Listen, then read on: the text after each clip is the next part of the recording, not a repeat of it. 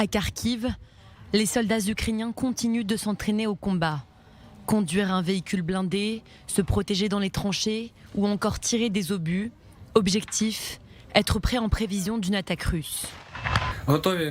Nous sommes prêts à combattre et à repousser l'ennemi, mais en ce qui concerne la paix, je pense qu'il y aura la paix, mais je ne sais pas quand est-ce qu'elle aura lieu. Ce lundi, les forces russes poursuivent leurs attaques dans l'est du pays, mais les soldats ukrainiens ont réussi à reprendre plusieurs villages de la région de Kharkiv. Dans la ville portuaire de Mariupol, quasiment sous contrôle russe, les militaires ukrainiens résistent toujours dans l'immense aciérie d'Azovstal. Lors d'une conférence de presse, le porte-parole de la défense ukrainienne a déclaré que les frappes russes se poursuivent autour du complexe industriel. Dans la direction de Mariupol, l'ennemi continue de bloquer nos troupes près de l'usine d'Azovstal. Dans la direction de Mariupol, l'ennemi continue de bloquer nos troupes près de l'usine d'Azovstal.